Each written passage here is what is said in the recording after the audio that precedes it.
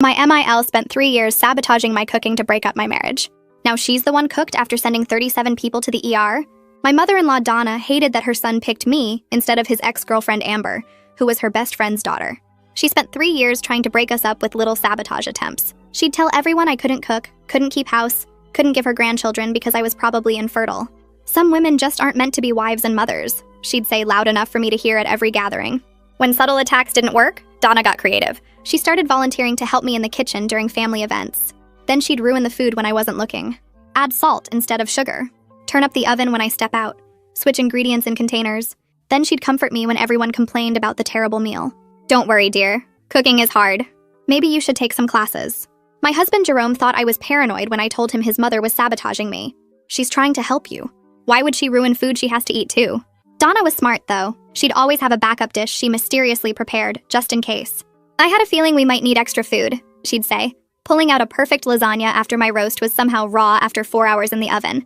The extended family started calling me a disaster in the kitchen. They'd joke about bringing antacids to any meal I prepared.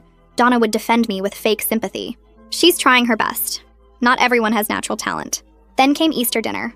The whole family was coming, 37 people, including Jerome's grandparents, who were visiting from Florida. Donna insisted I should cook to prove myself.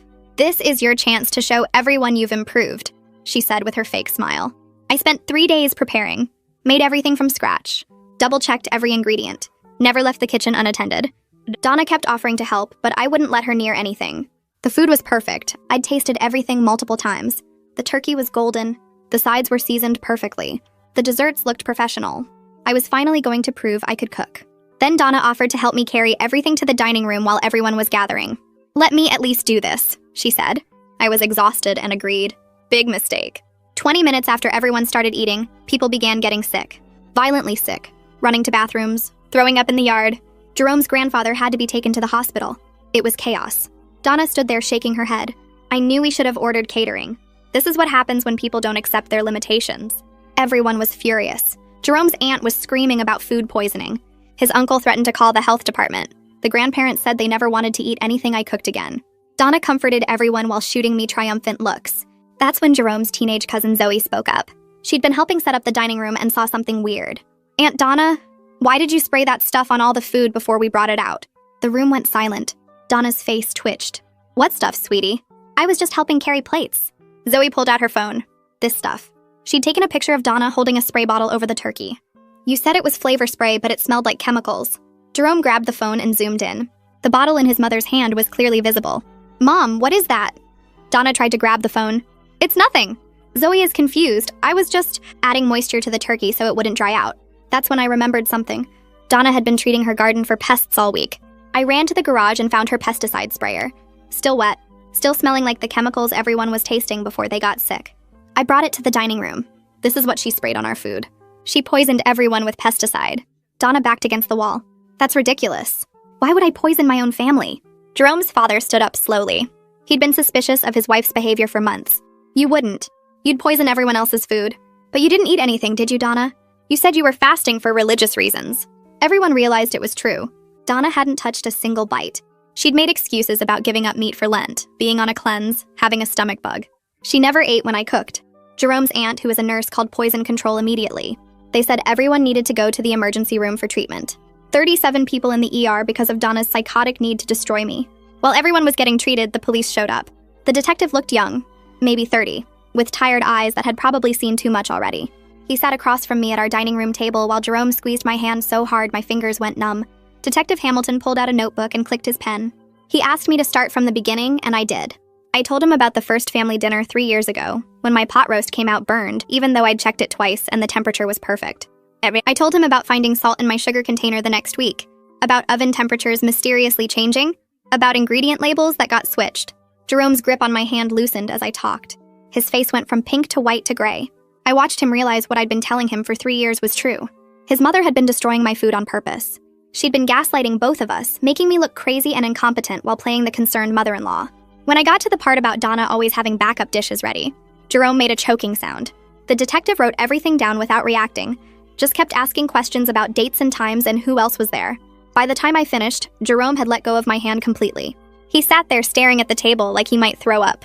The hospital emergency room looked like a war zone. 37 people spread across every available bed and chair, some still throwing up into bins, others hooked up to IVs. Jerome's grandfather was in a room at the end of the hall with monitors beeping steadily. A doctor with gray hair and deep wrinkles came out to talk to Detective Hamilton. She confirmed what poison control had suspected. Everyone showed signs of pesticide poisoning: nausea, vomiting, dizziness, breathing problems, all consistent with the garden chemical Donna had used. The doctor explained that Jerome's grandfather was being kept overnight because of his age and his heart condition. She looked at me when she said the next part. If the dose had been stronger, if people had eaten more food, we wouldn't be talking about illness. We'd be talking about deaths. Multiple deaths. Detective Hamilton wrote that down too. Jerome sat in a plastic chair with his head in his hands. His aunt walked past us without looking at me. His uncle was on the phone with a lawyer. Everyone was scared and angry and sick, and they all blamed me until Zoe showed them that photo. Crime scene technicians showed up at our house while we were still at the hospital. Jerome's father called to tell us they were taking pictures of everything. When we got home 2 hours later, our dining room was full of people in gloves and plastic booties. They bagged the pesticide sprayer from the garage, sealed it in clear plastic with a label. They photographed every dish on the table, took samples of the turkey and stuffing and potatoes. One technician spent 20 minutes just on the serving platters, swabbing them for residue. Detective Hamilton stood in the kitchen looking at Zoe's photo on his phone. He zoomed in on the spray bottle in Donna's hand, then looked at the pesticide container they'd found. He told me this was the clearest proof of intent he'd seen in a poisoning case. The photo showed Donna holding the sprayer directly over the turkey. Her finger was on the trigger. The label on the bottle was visible when you zoomed in. There was no way to claim this was an accident or a misunderstanding. She deliberately poisoned food that she knew 37 people were about to eat. Jerome's father found me in the hospital hallway near the vending machines. His eyes were red and wet. He pulled me into an empty waiting room and closed the door. Then he started apologizing. He said he'd noticed Donna's obsession with breaking up my marriage, but convinced himself it was normal mother-in-law stuff. Protective, not destructive. He told me about times over the years when Donna badmouthed me to family members, always when Jerome wasn't around. She'd tell his sisters I was lazy and couldn't keep house. She'd tell his aunts I was probably infertile and Jerome deserved better. She'd show his cousins photos of Amber and talk about what a perfect wife she would have been. He said he felt sick now that he never spoke up to defend me. He just let Donna say whatever she wanted because it was easier than fighting with her. He apologized for being a coward, for enabling her behavior, for not protecting me when he should have. I didn't know what to say, so I just stood there while he cried. They took Donna to the police station in handcuffs. Jerome and I followed in our car because Detective Hamilton said we might need to answer more questions. The police station smelled like coffee and floor cleaner. They put Donna in an interview room with a table and 2 chairs. Detective Hamilton let me watch through the one-way glass. I'd never seen that side of a police interrogation before. It felt surreal. Donna sat there looking small and confused, playing the victim. When Detective Hamilton came in, she tried her usual act. The sweet, concerned mother-in-law voice. The fake worry. She kept saying this was all a misunderstanding. She was just trying to help with dinner. She didn't know what Zoe was talking about. But then Detective Hamilton pulled out his phone and showed her Zoe's photo. He asked her to explain why she was holding a pesticide sprayer over the turkey. Her whole face changed. The mask slipped. I saw real panic for the first time. Not fake concern or manufactured worry, actual fear. She stammered something about moisture and keeping the meat from drying out. Detective Hamilton asked why she'd use garden pesticide instead of water or broth. Donna didn't have an answer for that. Jerome broke down in the hospital parking lot after they officially arrested his mother. We were walking to the car and he just stopped next to a light post and started sobbing. Big gasping sobs that shook his whole body. He said he was sorry over and over. Sorry for not believing me. Sorry for defending his mother's help in the kitchen. Sorry for dismissing my concerns as paranoia. Sorry for 3 years of making me feel crazy. I stood there feeling angry and hurt, and also sad for him, because he was genuinely destroyed. He'd just found out his mother tried to break up his marriage and almost killed his entire family doing it. That kind of betrayal doesn't have an easy fix. I didn't tell him it was okay because it wasn't okay, but I also didn't walk away. I stood there in the parking lot while he cried and tried to figure out if our marriage could survive this. Victoria found me in the hospital waiting room around midnight. Most people had gone home by then. Just me and Jerome and a few others waiting for updates on his grandfather. She sat down next to me and started talking before I could move away. She said she had a confession. Multiple family members suspected Donna was sabotaging my cooking. They'd talked about it behind my back at gatherings, made jokes about it. But they all thought it was harmless. Just a petty mother-in-law being territorial. They thought it was funny.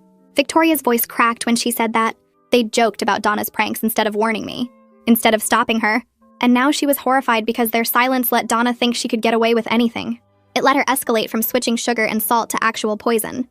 Victoria apologized, but her apology made me furious. All those people suspected what was happening and they chose entertainment over protecting me.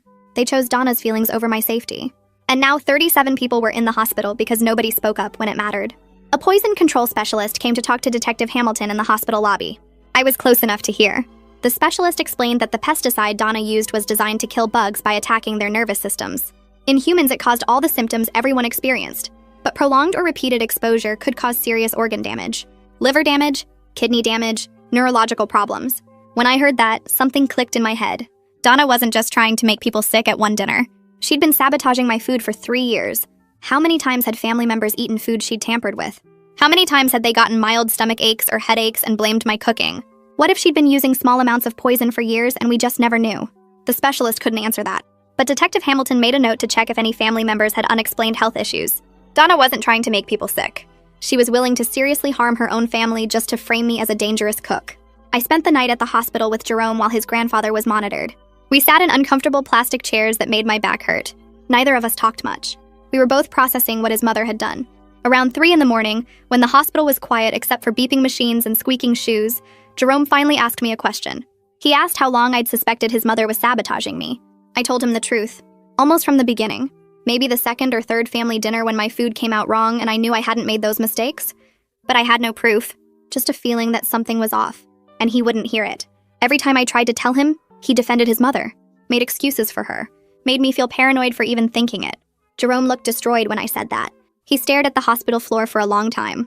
Then he said his loyalty to his mother almost cost him his marriage and my sanity. He said it like he was just realizing it, like the full weight of what he'd done was hitting him all at once. Detective Hamilton found us in the hospital cafeteria the next morning. We were drinking bad coffee and pretending to eat breakfast. He sat down across from us and pulled out his notebook. He said Donna was being held without bail. The DA considered her a danger to other people. She was charged with 37 counts of assault with a deadly weapon, plus reckless endangerment, plus attempted poisoning. The detective explained that because she deliberately contaminated food, knowing people would eat it, each person who got sick counted as a separate victim. That meant she was facing serious prison time, multiple years, maybe decades, depending on how the trial went. Jerome asked if there was any way this could be a mistake, any way his mother didn't mean to hurt anyone. Detective Hamilton looked at him with something like pity. He said they'd found Donna's search history. She'd been researching pesticide poisoning symptoms for weeks before Easter. She knew exactly what would happen when people ate that food. This wasn't an accident or a moment of poor judgment. It was premeditated assault on 37 people, including her own mother. 2 days later, Antonia got released from the hospital with a thick stack of papers about watching for delayed symptoms. She walked slowly, leaning on Jerome's arm, and when she saw me in the waiting room, she started crying. She pulled me into a hug that smelled like hospital soap and squeezed tight enough that I felt her shaking. She apologized for every time she criticized my cooking or laughed at Donna's jokes about my kitchen disasters. Her voice broke when she said she should have known something was wrong years ago. She told me that Donna always resented that Jerome chose me instead of Amber, and she could see now that her daughter's behavior crossed from disapproval into dangerous obsession. She said the word obsession like it tasted bad in her mouth. Jerome helped her into the car and we drove her home, and she kept reaching from the back seat to squeeze my shoulder. She promised she would testify about everything she remembered, every comment Donna made about breaking up our marriage, every suspicious incident with ruined food. The next afternoon, Sebastian showed up at our house carrying flowers and looking uncomfortable. He stood on the porch shifting his weight from foot to foot until I opened the door. He thrust the flowers at me and started apologizing before I could say anything. He admitted he was one of the loudest voices mocking my cooking at family gatherings, and he felt terrible that his jokes gave Donna cover to continue her sabotage. His face went red when he said he thought it was funny that Donna seemed to compete with me in the kitchen. He never imagined she was deliberately poisoning food. He told me he was willing to testify about Donna's pattern of behavior if it helps the case against her. Jerome came to the door, and Sebastian apologized to him too, saying he should have spoken up when he noticed Donna's weird obsession with criticizing me. We invited him in for coffee, and he sat at our kitchen table looking at the flowers like he wished he'd brought something bigger. 3 days after the poisoning, Zoe came over to give her statement to Detective Hamilton. She sat on our couch with her phone clutched in both hands, nervous about talking to a cop. I sat beside her and thanked her for being brave enough to take that photo and speak up. She told me she thought it was weird that Donna was spraying something on the food, but she never imagined it was poison. She just knew something felt wrong. Her voice got quiet when she said she almost deleted the photo because she thought maybe she was being paranoid.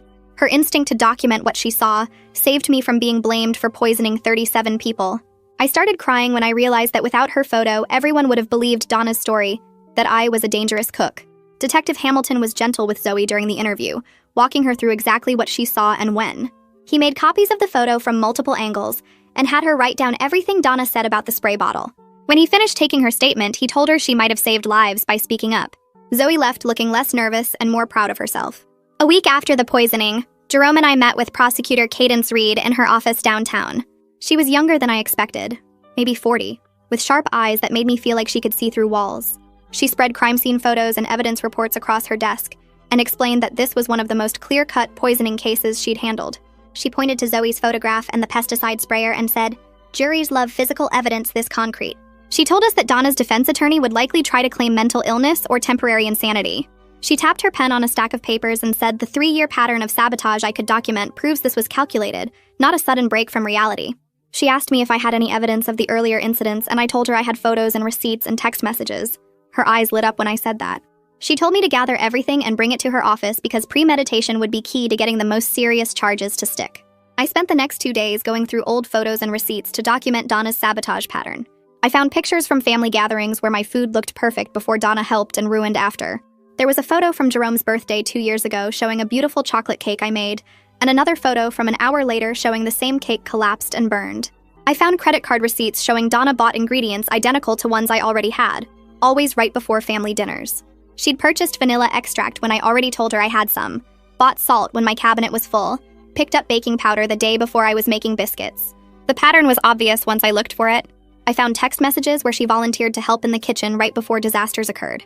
One message from Thanksgiving last year said she wanted to help me with the turkey because she had special techniques.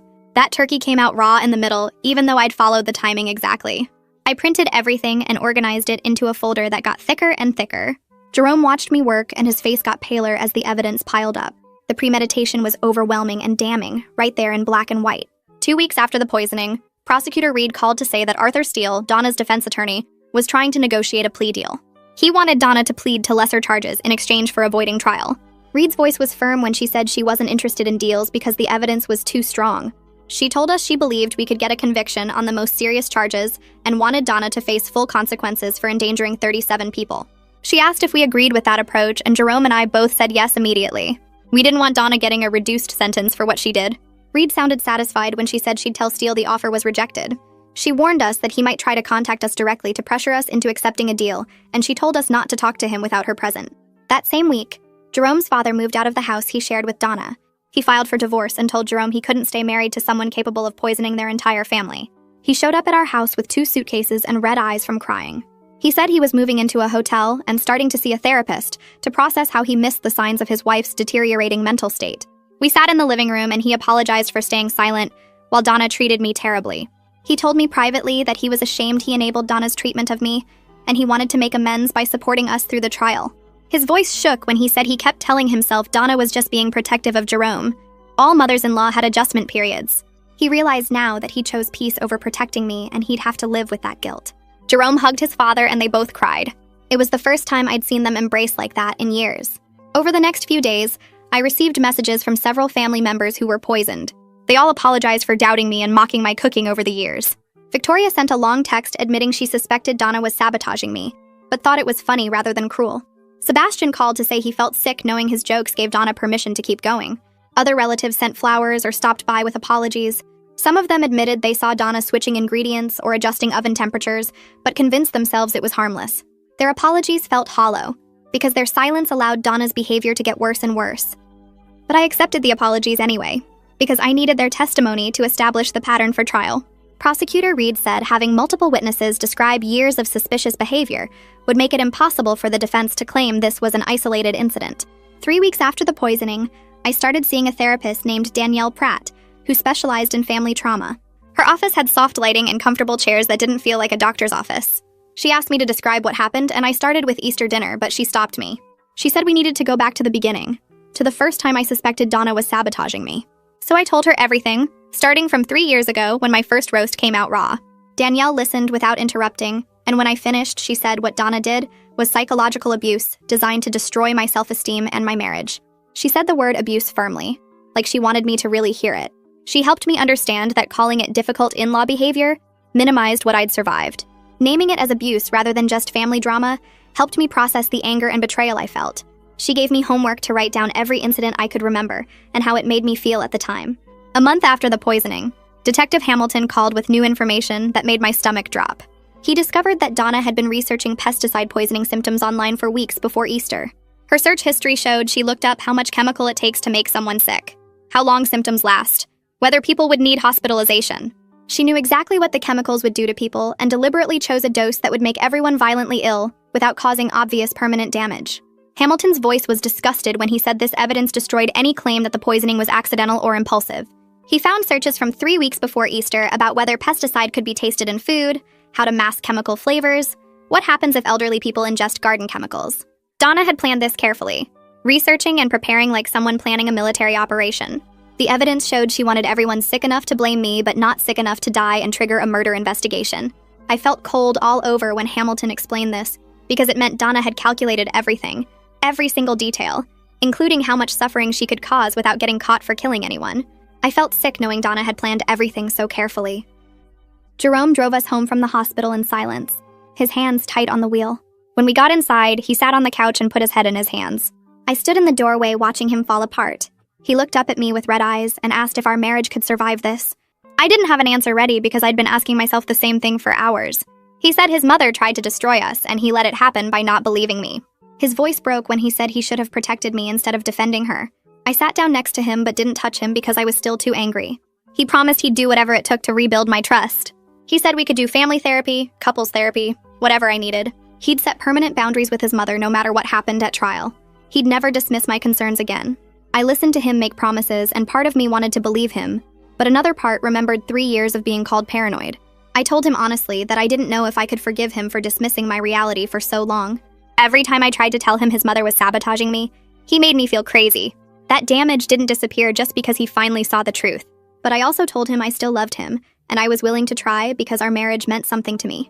He reached for my hand and I let him take it, even though I wasn't sure yet if I could trust him again. The next morning, Reed called and asked us to come to her office. Jerome and I drove downtown to the prosecutor's building and took the elevator to the 3rd floor.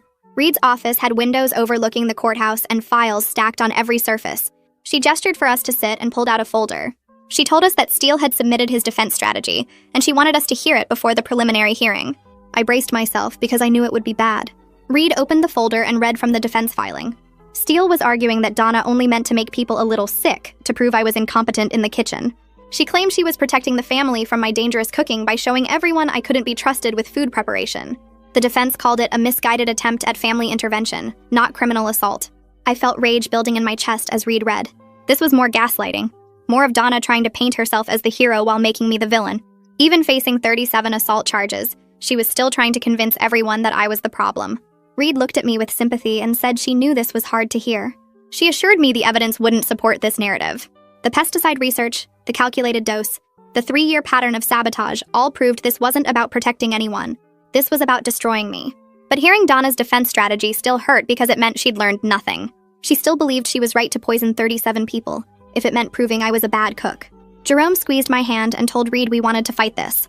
No plea deals, no reduced charges. We wanted a jury to hear what his mother really did. 3 days later, Jerome's father called to say Antonia was having problems. We drove to her house and found her looking pale and tired. She told us she'd been to the doctor that morning because her stomach wouldn't stop hurting. The doctor ran tests and found inflammation in her stomach and intestines from the pesticide exposure. He prescribed medication to manage the damage and said it might take months to fully heal.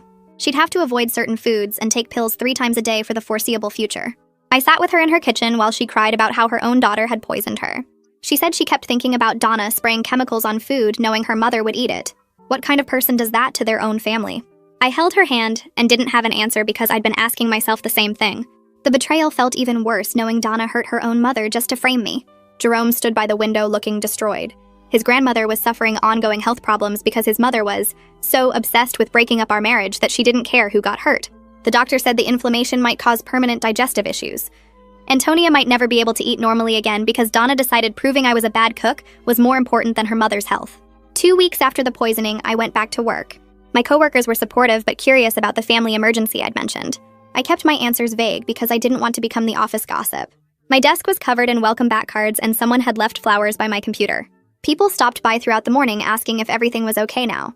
I said it was getting better and changed the subject. At lunch, my boss pulled me into her office. She closed the door and told me she'd heard through the grapevine that I was dealing with something serious. She didn't need details but wanted me to know that if I needed additional time off or schedule flexibility during the trial, I should ask. Having support at work separate from the family drama made me feel less alone. I thanked her and promised I'd let her know if I needed accommodations. Walking back to my desk, I felt grateful to have this normal space where I was just good at my job, not the woman whose mother-in-law poisoned everyone. That evening, Jerome came home from his first therapy session looking emotionally raw. He'd found a therapist who specialized in family manipulation and started individual counseling to process his guilt. He sat at the kitchen table and told me what they'd talked about. His therapist helped him understand that his mother had manipulated him using his love and loyalty against him.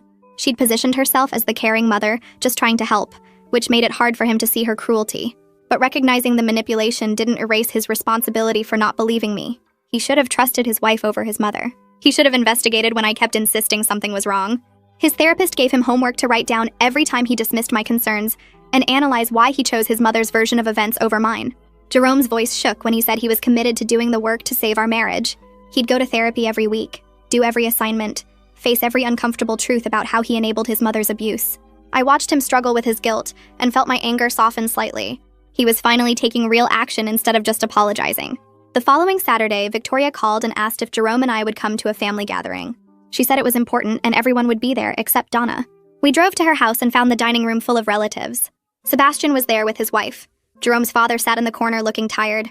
Antonia had come despite not feeling well. Other aunts, uncles, and cousins filled the chairs around the table. Victoria stood up and said she'd organized this gathering because the family needed to talk about how they'd all failed to protect me. The room got quiet. She started by admitting that she'd suspected sabotage for years, but stayed silent because she didn't want family drama.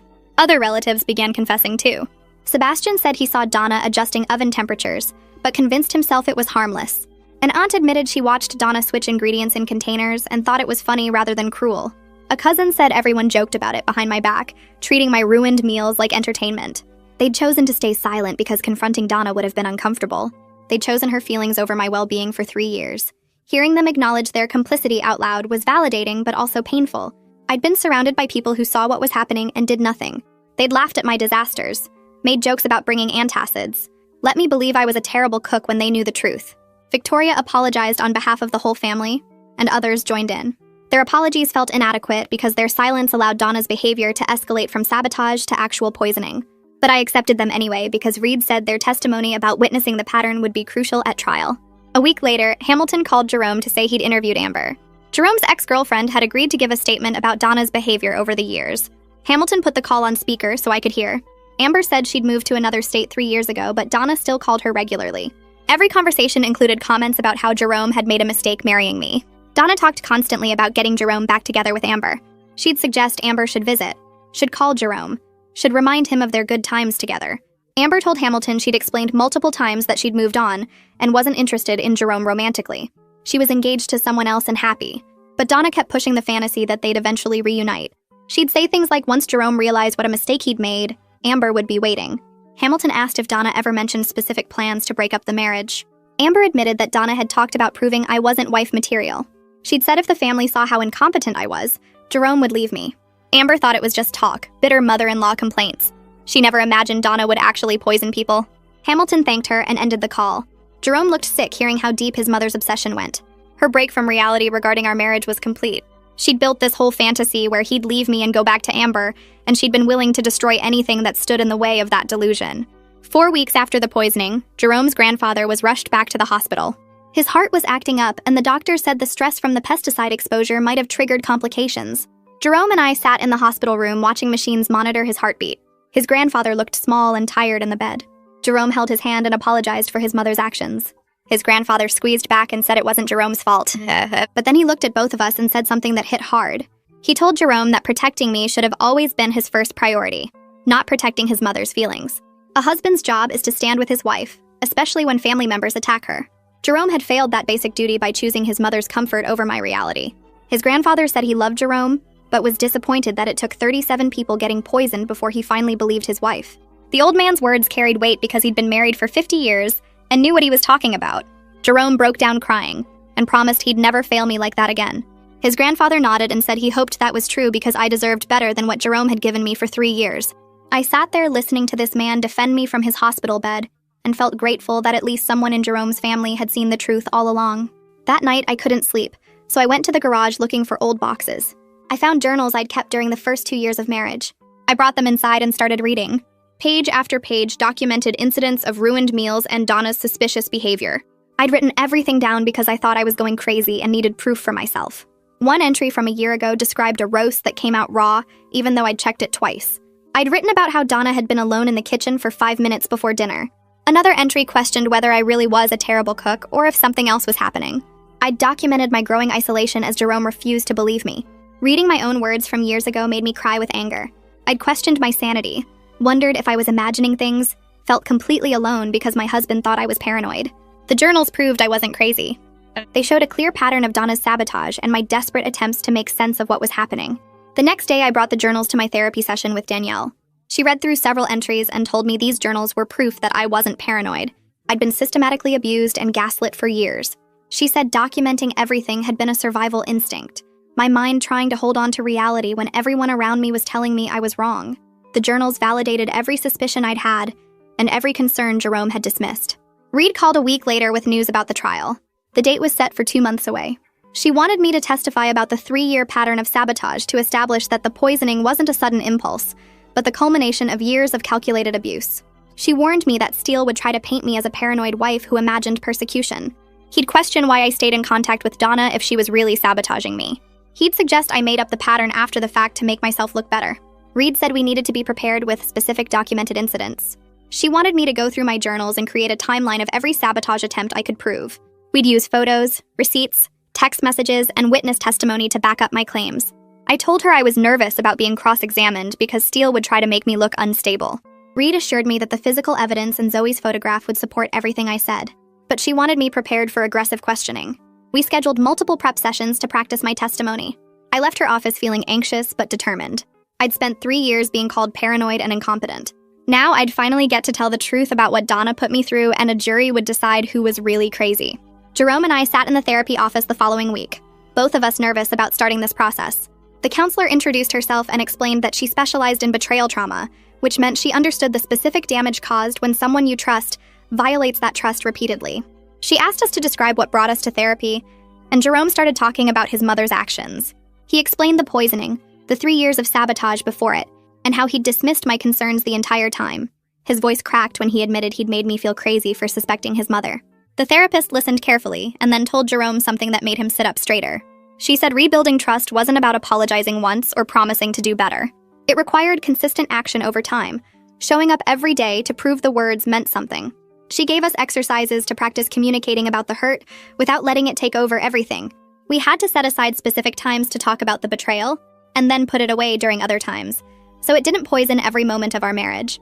The first few sessions were painful because Jerome had to hear exactly how much damage his refusal to believe me had caused. But slowly, we started having conversations that felt productive instead of just me being angry and him being defensive. Sebastian called me 2 weeks later and asked if we could meet for coffee. I agreed, curious about what he wanted to discuss. We sat in a booth at a diner near his house, and he told me that several family members wanted to write victim impact statements for the court. These statements would be read at sentencing to help the judge understand how the poisoning affected everyone physically and emotionally. He asked if I wanted to write one too, explaining that it could include not just the poisoning itself, but the years of abuse that led up to it. I sat there stirring my coffee and realized I absolutely wanted to write a statement. For 3 years, I'd been silenced, dismissed, and made to feel like my reality didn't matter. Now I had a chance to put everything in writing and have it officially recognized by a court. I told Sebastian I'd write about the psychological abuse, the gaslighting, how Donna nearly destroyed my marriage and my sense of reality. He nodded and said he thought it was important for the judge to understand the full scope of what she'd done. Writing the statement over the next few days felt like reclaiming my voice after years of being told I was paranoid and wrong. 2 months after the poisoning, I checked in with various family members to see how they were recovering. Most had physically healed from the pesticide exposure, but several still dealt with digestive problems. Jerome's uncle couldn't eat certain foods anymore without getting sick. Victoria had developed anxiety about eating at family gatherings and brought her own food now. But the worst was Antonia, Jerome's grandmother. She called me one afternoon crying because she'd tried to attend a family dinner and had a panic attack when the food was served.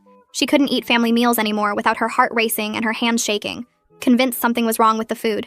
It broke my heart listening to her apologize for being difficult when none of this was her fault. Donna's actions had stolen her joy in gathering with loved ones, replacing it with fear and suspicion. The ripple effects extended far beyond the physical illness. The family related to each other differently now, cautious and damaged in ways that might never fully heal. Even food itself had become complicated, no longer just nourishment, but a potential threat. Reed called us into her office 3 months after the arrest with news about another plea deal attempt. Arthur was getting desperate as the trial date approached. This time, he offered to have Donna plead guilty to reckless endangerment in exchange for dropping all the assault charges. Reed laid out the offer, but immediately told us she recommended rejecting it. The evidence supporting the more serious charges was overwhelming.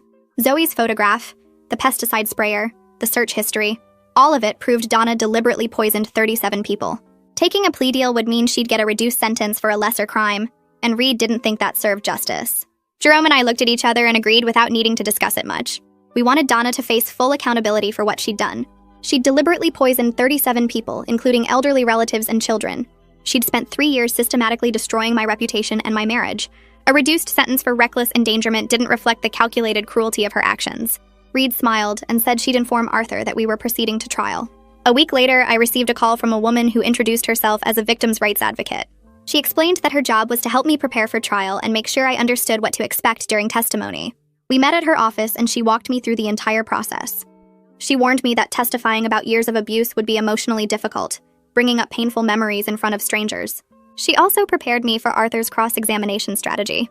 He'd try to discredit me by questioning why I stayed in contact with Donna if she was really sabotaging me. He'd suggest I was making up the pattern after the fact to make myself look better. We practiced answering these questions calmly and clearly. I focused on explaining that I stayed because I loved Jerome and hoped things would improve. I'd wanted to believe the best about his mother despite the evidence. The advocate told me those answers were good because they showed I'd acted reasonably and in good faith, while Donna had acted with malice. We spent hours rehearsing until I felt more confident about facing hostile questioning. Jerome's father reached out the next day asking to meet privately. We sat in his hotel room and he looked exhausted and older than I'd ever seen him. He told me he'd been going through Donna's belongings at the house, packing things for the divorce. He'd found a journal hidden in her closet. His hands shook as he showed it to me. The journal contained detailed entries about Donna's plans to break up our marriage. She'd written about which ingredients to switch, how to time her sabotage for maximum effect, and her fantasy that Jerome would leave me and get back together with Amber. The venom in her words about me was shocking even after everything that had happened. She'd called me names, described me as unworthy of her son, and expressed satisfaction each time a meal was ruined and the family mocked me. Jerome's father looked sick as he explained what he'd read. He offered to testify about finding the journal if it would help the prosecution's case. He said he didn't care that it meant publicly exposing his ex-wife's mental state. She'd endangered their entire family and nearly destroyed their son's marriage. He wanted her held accountable, even if it was humiliating for everyone involved. 3 weeks before the trial, I decided to cook dinner for Jerome. I wanted to prove to myself that I could do it without falling apart. I'd been avoiding the kitchen since the poisoning, ordering takeout or letting Jerome cook simple meals. But I missed cooking and hated that Donna had stolen something I used to enjoy. I started preparing pasta, something basic and safe. Everything went fine until I reached for the salt shaker. My hand froze. I stared at the container and suddenly couldn't breathe. My heart raced and my vision blurred. All I could think about was Donna switching ingredients, spraying pesticide, destroying everything I made. Jerome found me sitting on the kitchen floor crying. He held me and suggested we order takeout instead. He didn't push me to finish cooking or tell me I was overreacting. Later that week, I told Danielle about the panic attack during our therapy session. She helped me develop coping strategies for kitchen-related anxiety. We talked about gradual exposure, starting with simple tasks and building up slowly. But I was angry that Donna's actions had stolen something I'd loved. Cooking for people I cared about used to bring me joy. Now it triggered panic attacks. Reed scheduled a meeting 2 weeks before trial to prepare us for what was coming. She spread evidence across the conference table and walked us through the timeline of events she'd present to the jury. She showed us how she'd use each piece of evidence. Zoe's photograph would prove Donna sprayed something on the food. The pesticide sprayer from the garage would prove what that substance was. The search history would prove Donna knew exactly what the chemicals would do to people. Testimony from family members would establish the 3-year pattern of sabotage leading up to the poisoning. She'd built a case showing clear premeditation and deliberate assault on 37 victims. Seeing everything laid out so clearly made me confident we'd win at trial. The evidence was overwhelming and damning, but I also felt sad that it had come to this. A criminal trial against my mother-in-law. A family torn apart by one woman's obsessive need to control her son's marriage. Reed noticed my expression and told me this wasn't my fault. Donna had made her choices. Now she'd face the consequences. That night, Jerome told me his mother had been trying to call him from jail. The calls came every few days, but he refused to accept them. His therapist had helped him understand that talking to Donna before the trial would be emotionally manipulative on her part. She'd try to make him feel guilty, convince him to ask us to drop charges, or paint herself as the victim. His therapist said engaging with that manipulation would damage his recovery and our marriage. So Jerome wrote her a letter instead. He spent hours drafting it, crossing out lines, and starting over. He finally showed me the finished version. The letter told Donna that he loved her, but couldn't have a relationship with someone who'd tried to destroy his marriage and poisoned his family. He explained that her actions had broken his trust completely. He said he hoped she'd use her time in prison to get help for whatever had driven her to such extreme behavior, but he made clear that even after she served her sentence, their relationship would never be the same. He mailed the letter the next day and came home looking both relieved and devastated. The week before trial, I visited Antonia in the hospital again. Her heart issues had gotten worse over the past few months. The doctors told Jerome the stress from the poisoning had been a contributing factor to her decline. I sat beside her bed holding her hand while she dozed. When she woke up, she smiled at me and squeezed my fingers. She told me she was proud of me for standing up to Donna and not letting her gaslight me into thinking I was crazy. She said too many people in the family had stayed silent when they should have spoken up, and that silence had enabled Donna to keep hurting me. Her support meant everything because she was the family matriarch. If she believed me and stood with me, it validated everything I'd been saying for 3 years. I promised her I'd tell the whole truth in court no matter how uncomfortable it made the family. She nodded and said that was exactly what needed to happen. Some truths were painful, but necessary. The day before trial, Reed called us to her office. She had news about another plea offer from Arthur. This one was different from before. He wanted Donna to plead guilty to every single charge in exchange for Reed recommending the minimum sentence allowed by law. Reed explained that this was basically Arthur admitting he knew he'd lose at trial. He was trying to save Donna from getting the maximum punishment by having her admit guilt before a jury could decide. Jerome and I sat in Reed's office looking at the paperwork Arthur had sent over. The offer laid out exactly what would happen if we accepted. Donna would plead guilty to all 37 assault charges, plus the reckless endangerment and attempted poisoning charges. She'd go to prison, but Arthur wanted Reed to tell the judge she should get the shortest sentence possible. Reed told us she thought this was a bad deal for us. The evidence was so strong that a jury would almost certainly convict Donna, and then the judge could give her a much longer sentence based on how terrible her crimes were. If we accepted the plea deal, we'd be letting Donna off easier than she deserved. Jerome looked at me and asked what I wanted to do. I thought about it for a minute. Part of me wanted to just accept the deal and be done with all of this. The trial would be hard and I'd have to testify about everything Donna did to me. But then I thought about those 37 people in the emergency room. I thought about Jerome's grandfather with his heart problems. I thought about 3 years of being called incompetent and crazy while Donna sabotaged me. A jury needed to hear the whole story and decide what Donna deserved based on everything she'd done. I told Reed we were rejecting the deal. Jerome nodded and agreed. We wanted a trial where strangers could hear what happened and make their own judgment about how evil Donna's actions were. Reed smiled and said she'd call Arthur to let him know. She seemed pleased that we wanted to go forward with the trial. The trial started 3 days later with jury selection. Jerome and I sat in the courtroom watching potential jurors file in. There were about 40 people who'd been called for jury duty, and Reed would question them to see who should serve on Donna's jury. I watched their faces as Reed stood up and started explaining the basic facts of the case. She told them this was a criminal trial about a woman who poisoned 37 family members with pesticide. She explained that the defendant had sprayed garden chemicals on Easter dinner food, sending everyone who ate it to the hospital. Some of the potential jurors looked shocked. A few of them gasped out loud. One older woman in the back row put her hand over her mouth like she couldn't believe what she was hearing. Watching strangers react with such horror to what Donna did made me feel better somehow. For 3 years, Jerome's family had acted like I was overreacting or being paranoid about Donna's behavior. They'd laughed at my ruined meals and made jokes about bringing antacids when I cooked, but these strangers who didn't know any of us heard the basic facts and immediately understood how terrible it was. Their shocked faces told me that what Donna did wasn't normal mother-in-law behavior. It was objectively evil and dangerous.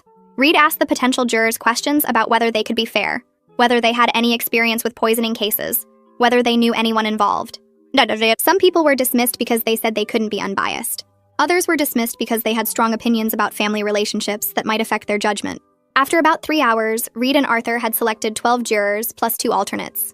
I studied their faces, trying to figure out what they were thinking. There were 7 women and 5 men. Most of them looked middle-aged or older. A few of them kept glancing over at Donna, who sat at the defense table looking calm and innocent. Jerome held my hand during the whole process. His palm was sweaty and I could feel him shaking a little bit. This was his mother on trial for poisoning his entire family. I squeezed his hand, and he squeezed back. The next morning, testimony began. Reed stood up and gave her opening statement, walking the jury through everything Donna had done over 3 years. She had a big screen set up where she showed photos I'd taken at family gatherings. There were pictures of food that looked perfect when I made it, then pictures of the same food after Donna had helped me in the kitchen. The contrast was obvious. Reed showed receipts proving Donna had bought ingredients that were identical to ones I already had at home. She showed text messages where Donna volunteered to help me cook right before disasters happened. She explained how Donna would ruin my food, then comfort me with fake sympathy while positioning herself as the better cook. The jury watched the screen closely as Reed laid out the pattern. She showed how Donna systematically destroyed my reputation over 3 years, making the whole family think I was incompetent in the kitchen. Then she showed photos from Easter dinner. The beautiful turkey I'd prepared, the perfect side dishes, the professional-looking desserts. And then she showed Zoe's photo of Donna holding the pesticide sprayer over the turkey. Several jurors made faces of disgust when they saw that image. One man in the front row shook his head like he couldn't believe someone would do that. Reed explained that Donna had researched pesticide poisoning online, knew exactly what the chemicals would do to people, and deliberately contaminated food that 37 family members would eat. She told the jury that this wasn't an accident or a mistake. It was a calculated attack designed to frame me for mass poisoning and destroy my marriage. I watched the jurors' reactions as Reed spoke. Most of them looked angry or disgusted. A few kept glancing at Donna with obvious dislike. One woman in the second row looked at me with sympathy, like she understood what I'd been through. Seeing strangers validate my experience after years of being dismissed by Jerome's family made me want to cry. These people didn't know me or Donna, but they could see the truth clearly just from looking at the evidence. Reed finished her opening statement by telling the jury that the evidence would prove beyond any doubt that Donna deliberately poisoned 37 people, including her own elderly mother. She said the jury's job was to hold Donna accountable for her crimes by finding her guilty on all charges. Zoe was the first witness Reed called to testify. She walked to the witness stand looking nervous but determined. Reed asked her to describe what she saw on Easter while helping set up the dining room. Zoe explained that she'd been carrying plates and silverware when she noticed Donna spraying something on the food. She said it seemed weird because Donna told her it was flavor spray, but it smelled like chemicals, not food. Zoe pulled out her phone and showed the jury the photo she'd taken. The image was blown up on the big screen so everyone could see it clearly. You could see Donna holding a spray bottle directly over the turkey, and when the photo was zoomed in, the label on the bottle was visible. It said pesticide right on it. Zoe's testimony was powerful because she was just a teenager telling the truth about what she saw. She wasn't trying to make Donna look bad or help me. She was just describing something that struck her as strange. When Reed finished questioning her, Arthur stood up to cross-examine. He tried to suggest that Zoe had misunderstood what she saw, that maybe Donna was doing something innocent and Zoe got confused. But Zoe didn't back down. She pulled out her phone again and showed the photo to the jury one more time, pointing at the pesticide label that was clearly visible when you zoomed in. She told Arthur that she knew what she saw and she wasn't confused about anything. The jury looked convinced by her straightforward testimony. Several of them nodded along as she spoke, and a few smiled at her like they appreciated her honesty. Arthur sat down looking frustrated. He hadn't been able to shake Zoe's story at all. Detective Hamilton testified next about the evidence he'd collected. He explained how he'd found the pesticide sprayer in our garage still wet with chemicals that matched what people tasted in the food. He described searching Donna's computer and finding her internet search history from the weeks before Easter. The searches were damning. Donna had looked up pesticide poisoning symptoms, how much pesticide it takes to make someone sick, whether pesticide poisoning can be fatal, and how to disguise the taste of chemicals in food. Hamilton explained that this search history proved Donna knew exactly what she was doing. She'd researched the effects of the poison and deliberately chose a dose that would make everyone violently ill without causing obvious permanent damage. This wasn't an accident or a momentary lapse in judgment. It was carefully planned. Arthur tried to cross-examine Hamilton but couldn't shake his testimony.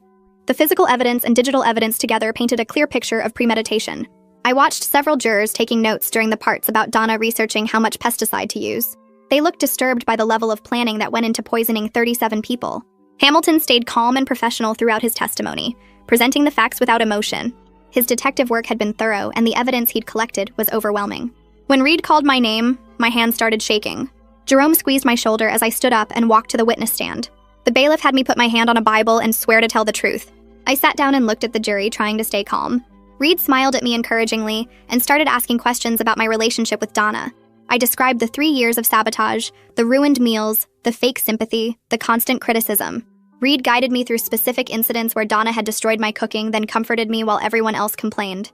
I explained how she'd switch salt and sugar, turn up the oven temperature when I wasn't looking, swap ingredients in containers so I'd use the wrong thing. The jury listened carefully as I described the pattern of abuse. Reed showed them photos and receipts while I explained what had happened at each family gathering. I talked about how isolated I felt, knowing something was wrong but having no proof. I described telling Jerome about my suspicions and having him dismiss my concerns as paranoia. Several jurors looked sympathetic as I explained years of being called incompetent and infertile, of being the family joke, of doubting my own sanity because no one believed me. One woman in the front row looked visibly angry on my behalf. Her face was red, and she kept shaking her head as I described how Donna would ruin my food, then position herself as the helpful mother-in-law trying to teach me. When I got to Easter dinner, my voice cracked a little. I described spending 3 days preparing perfect food, being so careful, finally thinking I'd prove I could cook. Then I described Donna offering to help carry food to the dining room and me being too exhausted to refuse. I explained watching 37 people get violently sick and being blamed for poisoning everyone. Tears started running down my face as I described the horror of that moment, thinking I'd somehow killed Jerome's grandfather, having the whole family scream at me while Donna looked triumphant. Reed handed me a tissue and waited while I composed myself. Then she asked me how I felt when Zoe showed everyone the photo of Donna spraying the pesticide. I said I felt vindicated, but also devastated because it meant my mother-in-law really had been trying to destroy me for 3 years. The jury was completely focused on my testimony. Several of them looked like they wanted to hug me. Arthur's cross-examination was brutal. He stood up and immediately started suggesting I was a paranoid wife who invented persecution to explain my own bad cooking. He asked why I kept letting Donna help in the kitchen if I really thought she was sabotaging me. I took a deep breath and explained calmly that I loved Jerome and desperately wanted to believe I was wrong about his mother. I said I hoped that if I gave Donna chances to help, she'd stop trying to hurt me and we could have a normal relationship. Arthur pushed harder, asking why I didn't just refuse to cook for family gatherings if I thought Donna was ruining my food. I explained that I wanted to be part of the family, and I thought if I could just make one perfect meal, everyone would see I wasn't incompetent. His questions got more aggressive, suggesting I'd made up the whole sabotage story after accidentally poisoning people with my own bad cooking. That's when I started crying. Not gentle tears, but real sobs. I told the jury that I'd spent 3 years being told I was crazy, being laughed at, being called a disaster, and all I wanted was for someone to believe me. I said I desperately wanted to believe Donna wasn't deliberately hurting me, because I couldn't imagine a mother hating her son's wife that much. The courtroom was completely silent except for my crying. I looked at the jury and several of them looked offended by Arthur's aggressive questioning. The woman in the front row was glaring at him. Even the judge looked uncomfortable with his tactics. Arthur realized his cross-examination had backfired and sat down quickly. Reed stood up for redirect and asked me one simple question. She asked if I'd ever done anything to deserve being poisoned along with 36 other people. I said no through my tears. Reed nodded and told the judge she had no further questions. Jerome testified after me about his mother's obsession with breaking up our marriage. He sat in the witness stand looking ashamed and sad. Reed asked him to describe Donna's behavior over the 3 years of our marriage. Jerome explained that his mother constantly made comments about how I wasn't good enough for him, how he should have married Amber instead, how I was going to ruin his life. He admitted with obvious shame that he'd dismissed my concerns about sabotage because he couldn't believe his mother would do something so cruel. His voice cracked as he described finally seeing Zoe's photo and realizing everything I'd told him was true. He said the moment he saw that photo was the moment he understood he'd failed to protect me from his own mother for 3 years. The jury watched Jerome closely as he testified. His pain and guilt were obvious. He wasn't trying to make excuses for dismissing my concerns. He was honestly admitting that he'd been wrong, and his mother had manipulated him using his love and loyalty. Reed asked him how he felt about his mother now. Jerome looked directly at Donna for the first time during the trial.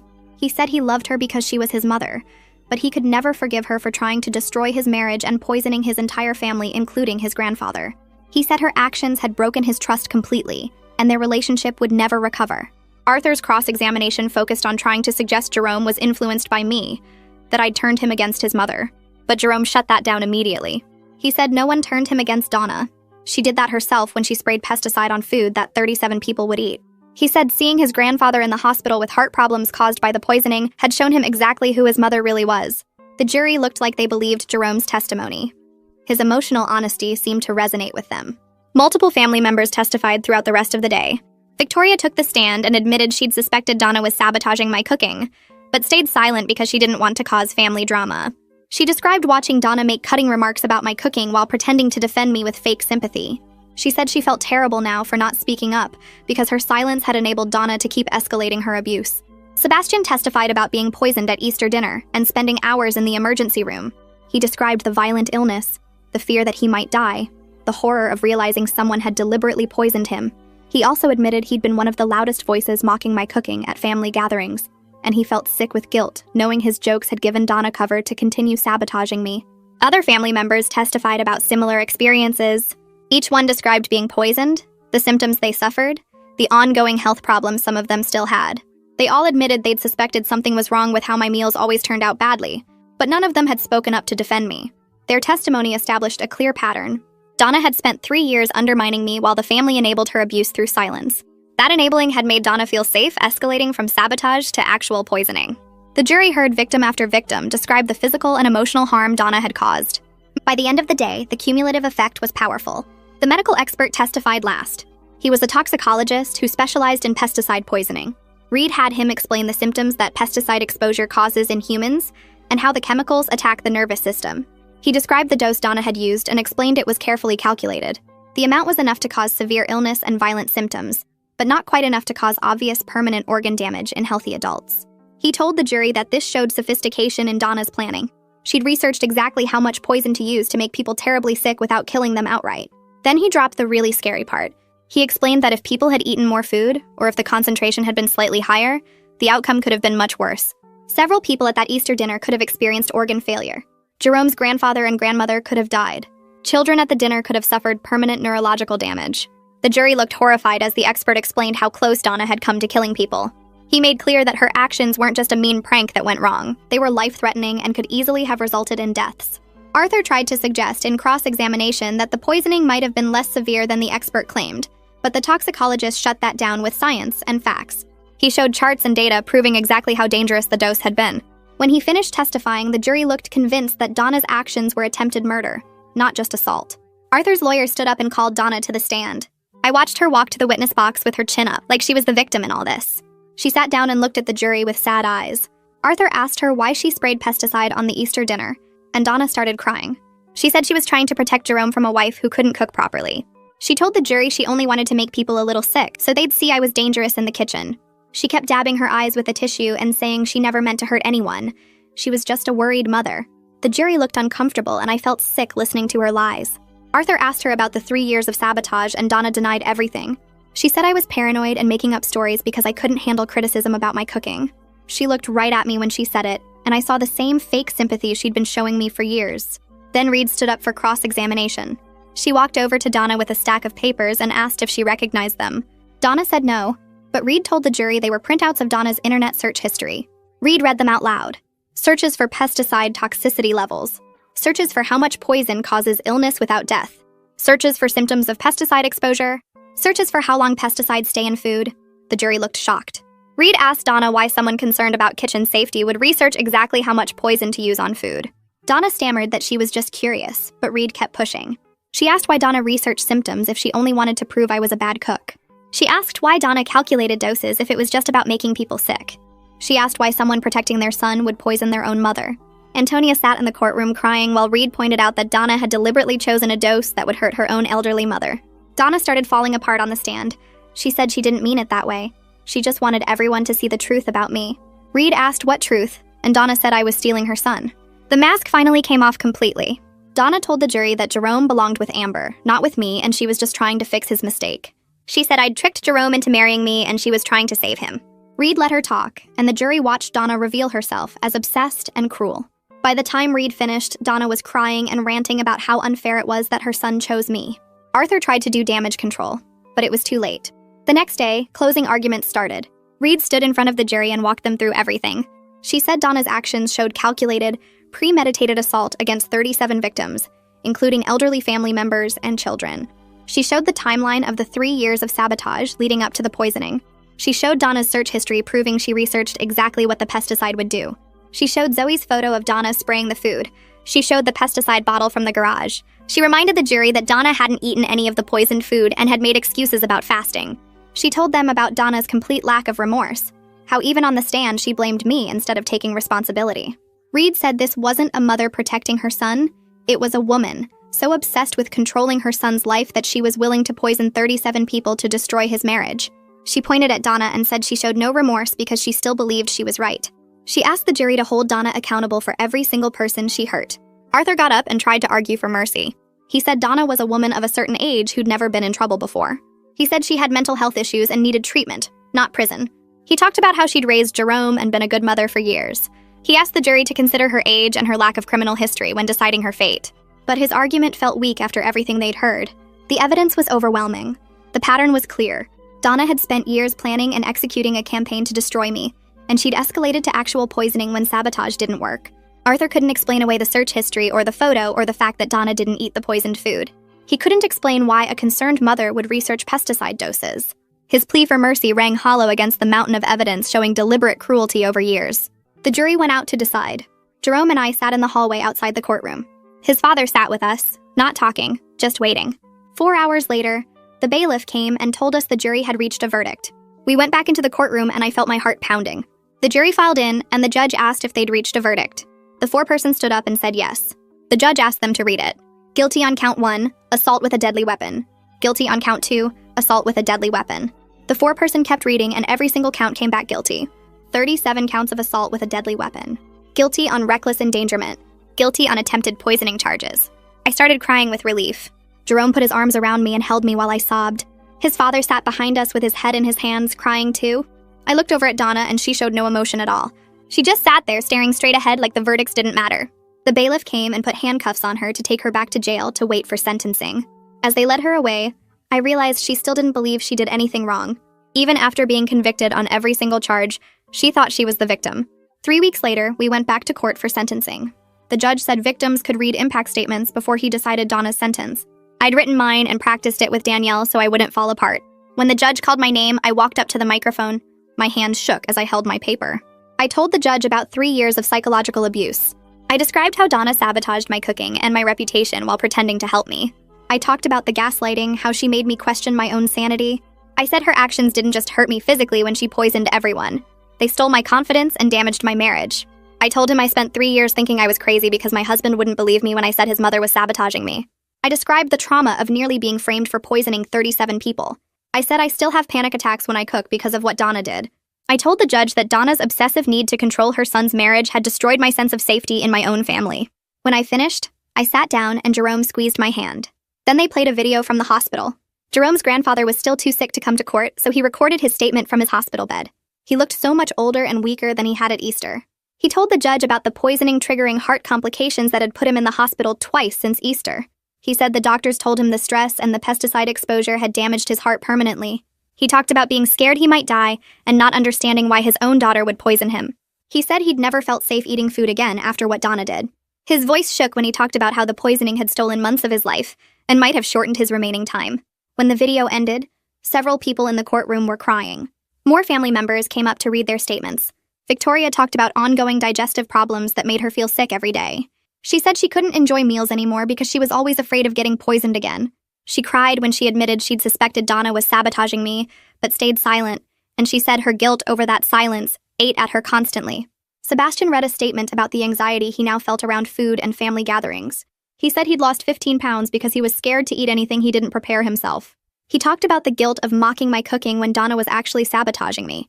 He said he felt terrible for giving Donna cover to keep hurting me through his jokes. One by one, family members got up and described how Donna's actions had rippled through the entire family. They talked about digestive issues, anxiety, fear, and guilt. They talked about how one woman's obsessive need to control her son's marriage had caused harm that would last for years. The judge listened to every single statement. By the time everyone finished, the effect was powerful. The courtroom had heard from victim after victim describing ongoing physical and emotional damage. Arthur stood up and asked for leniency based on Donna's age and lack of criminal history. He said she was 62 years old and had never been arrested before. He argued that prison would be especially hard on an older woman. He asked the judge to consider probation or house arrest instead. His request felt absurd after all the testimony about permanent damage to people's health. The judge looked at Arthur like he couldn't believe what he was hearing. Then the judge looked at Donna and asked if she had anything to say. Donna stood up and started crying again. She said she was sorry people got hurt, but she was just trying to help her son. The judge cut her off and told her to sit down. The judge said he'd reviewed all the evidence and heard all the testimony. He said Donna's actions represented a calculated, premeditated crime against 37 victims. He talked about how she'd spent years planning and executing her campaign against me. He said the search history showed she knew exactly what the pesticide would do, and she chose her dose carefully. He pointed out that she didn't eat any of the poisoned food, proving she knew it was dangerous. He said poisoning her own elderly mother and other family members showed a complete lack of empathy or remorse. He talked about the ongoing harm to victims who still suffered physical and emotional damage. Then he said the sentence: 15 years in prison with possibility of parole after 10 years. Donna started crying and saying no. She turned to Jerome and yelled that she was trying to help him. The judge told her to be quiet. He said she'd betrayed the trust of her entire family and endangered lives, including elderly relatives and children, out of petty jealousy. He said her complete lack of remorse made her a danger to others. He ordered her remanded to custody immediately. The bailiff came and took Donna away while she cried and insisted she was trying to help her son. Jerome's father put his face in his hands and sobbed. I felt relief wash over me. It was finally over. 2 weeks after sentencing, Jerome's extended family gathered at our house for the first time since the poisoning. I'd been terrified to cook for them again, but Danielle had helped me work through it. I made a simple pasta dish with garlic bread and salad. Nothing fancy, nothing that could go wrong. When everyone arrived, they hugged me and thanked me for hosting. We sat down to eat and I watched them nervously. But everyone just ate normally. No jokes about antacids, No comments about my cooking, no fake sympathy. They told me the food was good and asked for seconds. After dinner, Victoria stood up with her wine glass. She said she wanted to make a toast to me for having the strength to stand up to Donna when no one else would. She said I'd saved the family by refusing to let Donna gaslight me into thinking I was crazy. The family apologized collectively for their years of silence and for enabling Donna's abuse. They said they were ashamed they'd laughed at jokes about my cooking when Donna was actually sabotaging me. They promised to do better and to believe me from now on. It wasn't enough to undo 3 years of damage, but it felt like a start toward healing. Jerome squeezed my hand under the table, and I squeezed back. Over the next 6 months, Jerome and I kept going to couples therapy every week. We worked on rebuilding trust through actions instead of just words. Jerome proved his commitment by setting firm boundaries with the few family members who still defended Donna. When his aunt suggested we visit Donna in prison, Jerome told her no and said we wouldn't discuss it again. When a cousin tried to say Donna was just misunderstood, Jerome cut him off and said anyone who defended poisoning 37 people wasn't welcome in our lives. He attended every therapy session without complaining, even when the therapist called him out for enabling his mother for years. He supported me through PTSD symptoms related to cooking and family gatherings. When I had panic attacks in the kitchen, he held me and helped me use my coping strategies. When I couldn't face family events, he went without me and didn't pressure me to come. 6 months after the trial, I realized something had changed. I was starting to trust Jerome again in a way I couldn't before. His support wasn't just words anymore.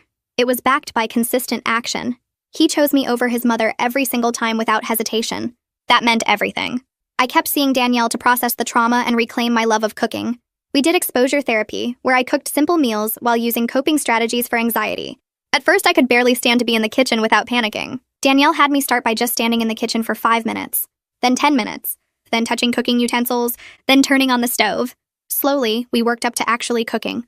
Jerome helped by being present in the kitchen with me. He'd sit at the counter and talk to me while I cooked. He praised my food genuinely and never made jokes about cooking disasters, even light ones. He understood that my anxiety about cooking was serious, and he treated it with respect. After months of work, I started to enjoy cooking again. I experimented with new recipes and tried techniques I'd never attempted before. I still had moments of panic where I'd freeze up and need to use my breathing exercises, but Danielle assured me those moments were normal and would get less frequent over time. The important thing was I was cooking again and finding joy in it, instead of just fear. Jerome's grandfather finally recovered enough to come home from the hospital. We started visiting him every week. He lived with Jerome's father now since the divorce. We'd sit in his living room and he'd tell stories about the family from before Donna's obsession took over. He talked about when Jerome was little and Donna was a different person. He said she'd always been controlling, but it got worse after Jerome started dating. He thought maybe she couldn't handle her son growing up and leaving her. These conversations helped Jerome grieve the mother he thought he had while accepting the reality of who she became. His grandfather told Jerome that Donna's actions weren't his fault. He said Jerome was a good son who loved his mother, and Donna had taken advantage of that love to manipulate him. One day, Jerome's grandfather pulled me aside and apologized for not believing me sooner about the sabotage. He said he'd noticed Donna acting strange around me, but convinced himself it was normal mother-in-law stuff. He told me he was proud of me for standing up to her and not letting her break me. Then he said something that made Jerome cry. He told Jerome he forgave him for not believing me sooner. He said what mattered was that Jerome finally saw the truth and chose to protect his marriage. That forgiveness helped Jerome start to forgive himself. Jerome's father got engaged 8 months after his divorce from Donna was final. Her name was Eden, and she worked as a librarian at the community college where Jerome's father taught history. They met in the faculty lounge, started talking about books, and discovered they both loved hiking. Eden had never been married and had no kids of her own, which meant she had no preconceived ideas about what a daughter-in-law should be. The first time I met her, she shook my hand warmly and told me she'd heard I made incredible desserts. Not from Jerome's father, but from Sebastian, who apparently couldn't stop talking about the lemon bars I'd brought to a family gathering. I liked her immediately because she treated me like a regular person instead of someone who needed to prove herself worthy of being in the family. The wedding was small, just close family and friends, held in a garden venue with string lights and wildflowers. I wore a blue dress and helped Eden's sister arrange the centerpieces that morning. Jerome stood beside his father during the ceremony, and I watched him smile genuinely for the first time in months.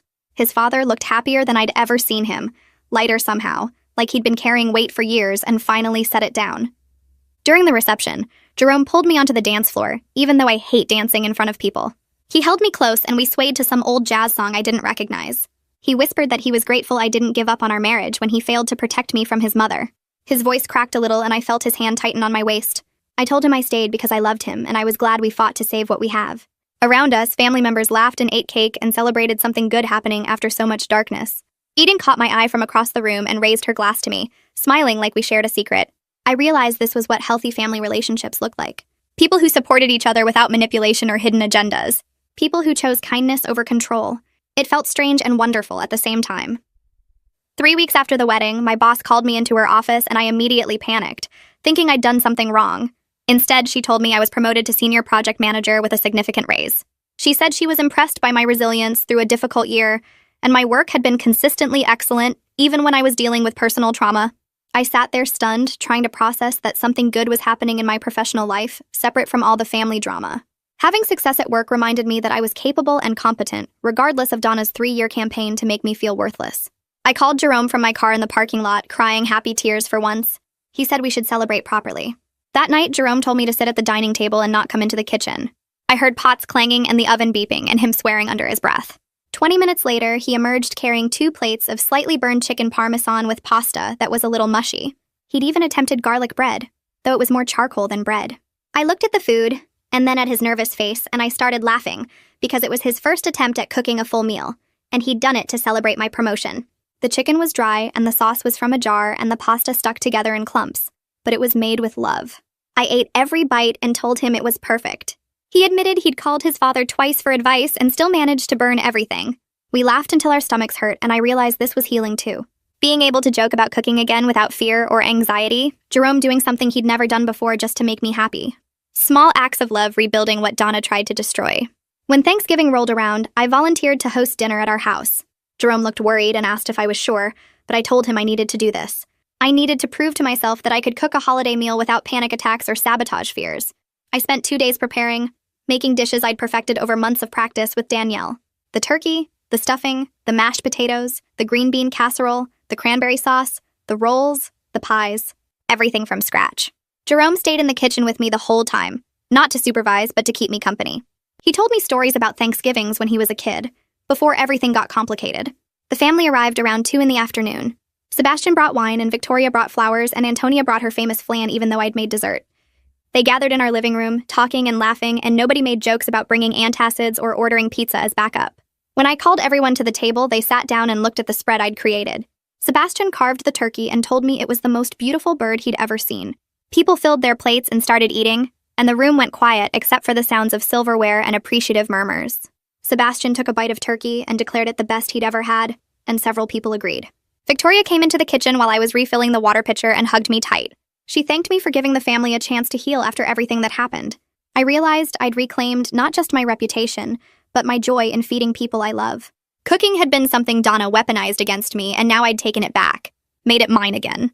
The anxiety was still there, hovering at the edges, but it didn't control me anymore. 2 years after the poisoning, Jerome and I were genuinely happy and stronger than before because we fought through the worst together. I'd published several articles about psychological abuse by in-laws that helped other people recognize gaslighting patterns, turning my trauma into something useful. Readers sent me messages saying my words helped them understand their own situations, helped them find the courage to set boundaries or leave toxic relationships. Jerome's relationship with his father was closer than ever, built on honesty rather than enabling dysfunction. They had lunch every week and talked about real things instead of surface-level pleasantries. Eden became someone I genuinely loved having in my life, a mother figure who supported without smothering. We were planning to start trying for a baby, and I was excited rather than anxious because I knew Jerome would protect our family from toxic influences. He'd proven it over and over through his actions, just his words. Life wasn't perfect, but it was ours and we built it together by refusing to let Donna's cruelty destroy what we have. Sometimes I thought about her in prison and wondered if she understood what she'd done, if she felt any remorse. Mostly, though, I didn't think about her at all. She'd taken up enough space in my head for 3 years. Now I filled that space with work I was proud of, a marriage that felt solid, and plans for a future I actually wanted. Jerome and I sat on our back porch one evening, watching the sunset and talking about baby names even though we hadn't started trying yet. He reached over and took my hand, and I squeezed back, grateful for everything we'd survived and everything still ahead of us.